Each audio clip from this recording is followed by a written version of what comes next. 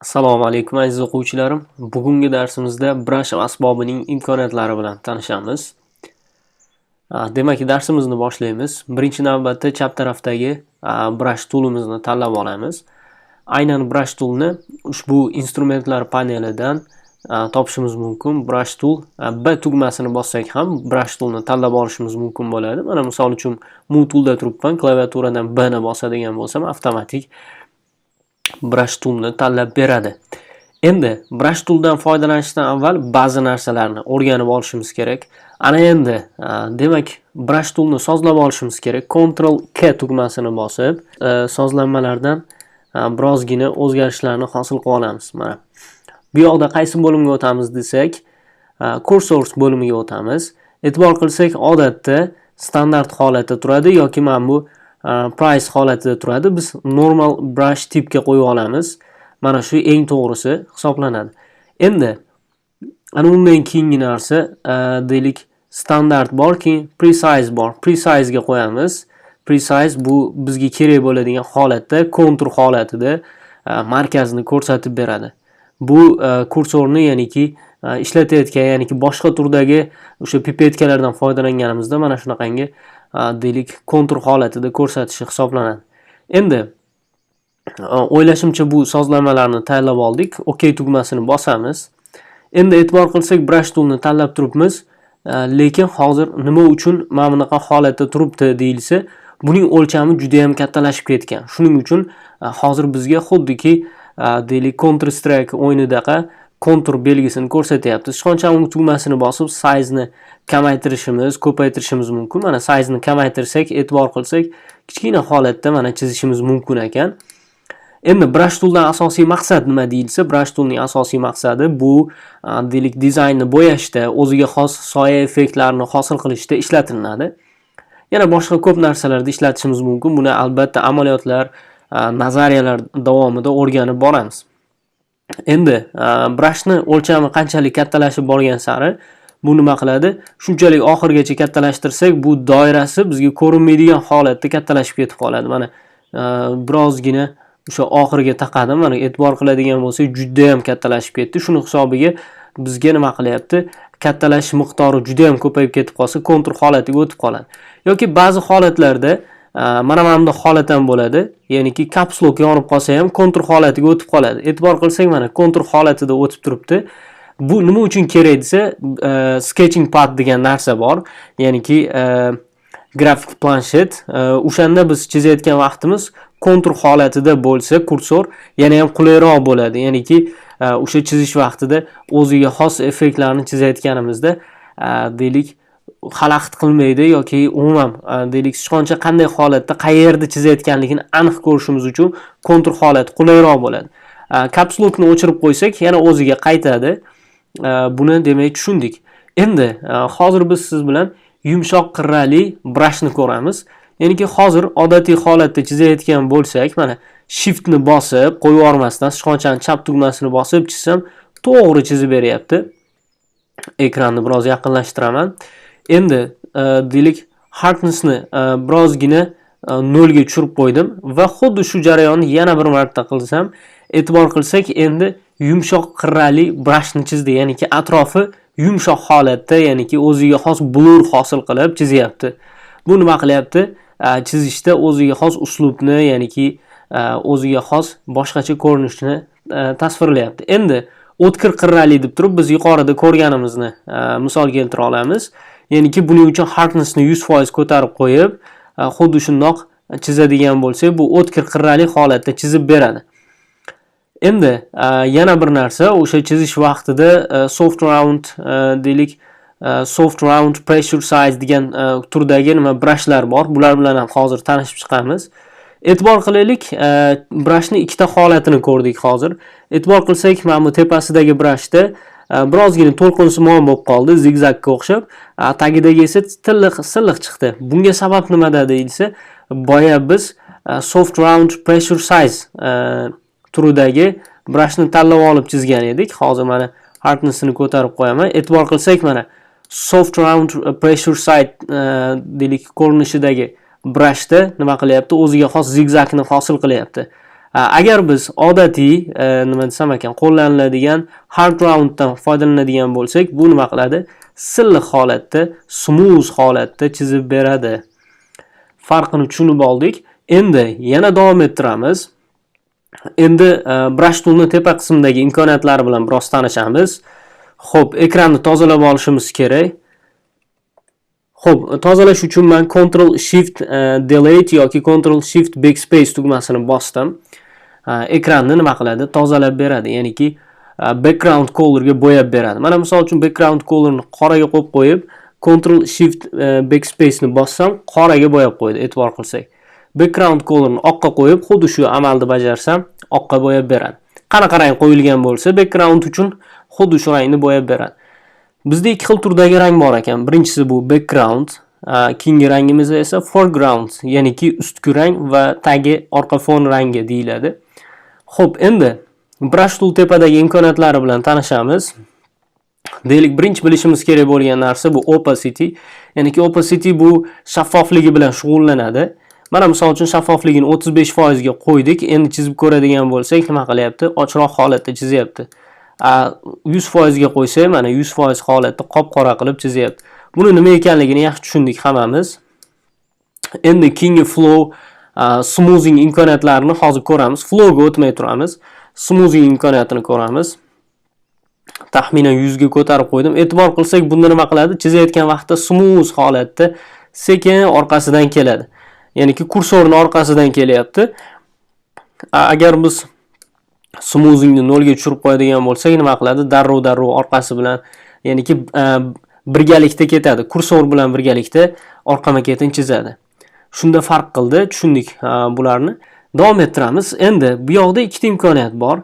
Birinchisi pressure for opacity degan imkoniyat bor. Keyin e'tibor qilsak pressure for size degan imkoniyat bor. Bularning farqi nimada deyilsa, pressure size, pressure opacity bular deylik o'sha bosilgandagi deylik qalinligini belgilab beradi. Bu deylik sketching padda bo'ladi. Sketching pad nima deyilsa yoki men grafik planshet deyapman. Mana misol uchun Wacom tablet deb turib qidiradigan bo'lsak yoki men Vake deb nomlanganidan sotib olganman. Mana shunaqangi deylik ko'rinishdagi deylik sketching pad bor. Bu aynan Photoshop uchun, umuman grafik dizayn bilan shug'ullanuvchi, illustrativ dizayn bilan shug'ullanuvchilar uchun juda ham qulay. Xuddi o'sha brush tooldan foydalangan vaqtimiz har xil soyalarni berishda, boya aytganimizdek, turli chizishga bog'liq bo'lgan dizaynlarimizda sketching paddan keng miqyosda foydalanamiz. Men Vake deb nomlanganidan hozir ishlatyapman. Xo'p, mana Vake saytiga ham kirib ko'rsak bo'ladi, vake.com. Buni OLX dan yoki deylik Malikadan ham topishlaringiz mumkin. Men 1,5 million so'mga sotib oldim. Vake A30 deganidan sotib olganman. Bu yoqda har xil turdagi versiyalari chiqyapti. Qisqasini aytganda nima ekanligini yaxshi tushunib oldik. Xuddi shunaqangi sketching padlardan foydalansak bo'ladi. Endi xuddi shu sketching pad imkoniyatini ham biroz ko'rsatib ketaman. Xo'p, endi sketching padning o'zida mana deylik biror narsa chizib ko'ramiz. Sekin hozir brushimizni odatiy hard round brushga qo'yib oldim. Endi mana e'tibor qilsak, mana bu narsa chizsam shunchaki chizyapti. E'tibor qilsak, qalinligi bir xil holatda. Agar men bu yoqdan pressure size qiladigan bo'lsam, ya'niki pressure for size qiladigan bo'lsam, nima qiladi? Ingichka chizadi, qalinlashib ketadi mana. Qattiqroq bossam qalinlashib, qalin chizishga harakat qiladi mana. Ya'niki ingichka qalin bo'lib ketadi, qattiqroq bosgan sari. Ya'niki men nimani bosyapman desa, bu yoqda o'ziga xos elektron ruchkasi bor. Ana shu ruchkani qattiqroq deylik planshet ustiga ezgan vaqtim o'ziga xos qalinlashishni hosil qilyapti. Bu o'sha bo'yash vaqtida, soyalarni hosil qilishda, o'ziga xos chizmalar bilan ishlashda juda ham qo'l keladi. Endi opacity ni ham yoqib qo'ydim. Pressure for opacity. Bu nima qiladi? Mana e'tibor qilsak, sekin bossak shaffof holatda bo'ladi. Qattiqroq bossak nima qiladi? Qop-qora holatda ko'rsatib beradi. Nima ekanligini yaxshi tushundik. Bu bo'yash vaqtida o'sha sekin ochiq holatda bo'yamoqchi bo'lgan vaqtimiz ishlatsak bo'ladi. Xuddi shu imkoniyatlarni beradi. Endi klaviatura orqali o'lcham, qalinligi va shunga o'xshagan narsalarni ham ko'rib chiqamiz. Buni qanday sozlashimiz mumkin? Tasavvur qiling, hozir biz sichqonchaning o'ng tugmasini bosib, sizedan nima qilyapmiz? O'ziga xos o'lchamni beryapmiz. Mana kattaroq qilsa, kattaroq qilib chizyapmiz yoki hardnessni pasaytirmoqchi bo'lsak, o'ziga xos sichqonchaning o'ng tugmasini bosib, bu yoqdan maxsus dialogdan o'zgartirishlarni kirityapmiz. Buni klaviatura bilan ham amalga oshirsa bo'ladi. Birinchi navbatda shift imkoniyatini ko'rib chiqamiz. Shift bilan nima qilsa bo'ladi? Bir marta nuqta qo'ydim va shiftni bosib ikkinchi nuqtani tutashtirishim mumkin. Mana xuddi shunaqa qilib turib men nuqtalarni tutashtirishim mumkin. To'g'ri chizmoqchi bo'lsam shiftni bosib sichqonchani qo'yib yubormasdan nima qilaman? Tortaman. Xuddi shunda mana shunaqa to'g'ri chiziqlarni chizishim mumkin. Bunda nima qilamiz?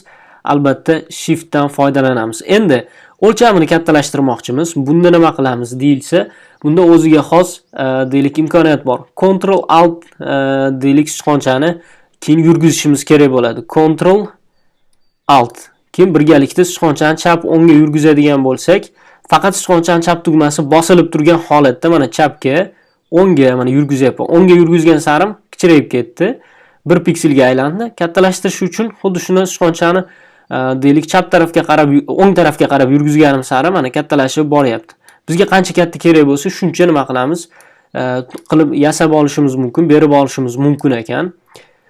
Qanday qilib turib tayyorlashni ko'rdik. Endi xuddi shundoq Ctrl Alt ni yana bosib tepaga pastga qiladigan bo'lsak, bunda nima qilyapti? Hardness darajasi mana 0% turibdi. Buni ko'tarib, kamaytirib beryapti. Mana 0% turibdi. E'tibor qilsak, mana 0% da hozir nima qilyapti? E'tibor qilsak, atrofini juda ham yumshoq holatda nima tasvirlab beryapti. Hardnessni ko'tarib mana 100% qiladigan bo'lsak, o'tkir qirrali qilib turib nima qilyapti? Chizib beryapti. Endi keyingi boshqa imkoniyatlarni ko'rib ketamiz. Yana qanday imkoniyatlar bor desa, buni shaffofligini tepadan opacity-ni nima qildik? O'zgartirish bilan amalga oshirdik. Endi buni boshqacha uslubda ham amalga oshirish mumkin. Klaviatura bilan 1 ni bosadigan bo'lsak 10% ga qo'yadi. 2 ni bossak 20% ga qo'yadi. 3 ni bossak 30% opacity-sini o'zgartiradi. 4 ni bossak 40%. Xuddi shunaqa qilib turib ko'payib ketadi. 9 ni bossak 90 ga qo'yadi. Endi 0 ni bossak 100 ga qo'yadi mana. E'tibor qilsak, mana shunaqa qilib turib biz nima qilsak bo'ladi? O'zimizga kerakli o'lcham berishimiz mumkin. Bizga misol uchun 12 kerak bo'lsa, 1 bilan 2 ni birga bossak, xuddi shunday 12 ga qo'yib beradi. 34 kerak bo'lsa yoki 56 kerak bo'lsa, 5 bilan 6 ni birga bosamiz. 56% opacity ga nima qiladi? Sozlab beradi. Qanaqa qilib turib foydalanishni o'ylashimcha yana ham yaxshiroq tushunib olyapmiz. Endi undan keyingi yana boshqa bilishimiz kerak bo'lgan narsalar bor. Endi sizlar bilan yana bir narsani bilib olishimiz kerak. Bu tasavvur qilaylik, hozir bizda o'ziga xos deylik chizayotgan vaqtimiz qora rangga qo'yib olib, qora rangda chizyapmiz yoki foreground colorga deylik qizil rangini qo'yib olib, nima qilyapmiz? Brush tooldan qizil rangidan foydalanyapmiz. Endi xuddi shu jarayonni klaviatura orqali ham amalga oshirsa bo'ladi. Windowsda Alt Shift keyin deylik sichqonchani o'ng tugmasi bosiladi. Mac kompyuterlarida esa Ctrl, Option, Command tugmalari bosilib, keyin sichqoncha bosilsa, o'ziga xos nima rang tanlash imkoniyati chiqadi. Bu yoqda e'tibor qilsak, ranglarning palitrasi bor va o'sha palitrani tanlab turib, endi o'sha rangni o'ziga xos miqdorini, ya'niki ochroq, to'qroq holatini belgilashimiz mumkin bo'ladi. Mana men ochroq ko'kka qo'yib oldim. Endi tasavvur qilaylik, men qoraga qaytib olmoqchiman. Deylik, hozir deylik ish stolimizda o'ziga xos qora rangi bo'lsa, men deylik Alt tugmasini bosib, deylik o'ziga xos e'tibor qilsak, pipetkani tanlab oladi, uchiga o'ziga xos konturni oldi. Qorani ustiga bir marta bossam, e'tibor qilaylik, foreground color qoraga o'tib qoldi. Endi men qorada chizib ketishim mumkin bu jarayonni. O'ylashimcha bugungi darsimizda brush tooldan foydalanishga bog'liq bo'lgan kerakli ma'lumotlarni oldik. Keyingi darsimizda yana ham boshqa imkoniyatlarni ko'rib chiqamiz. Keyingi darsimizda ko'rishguncha salomat bo'ling.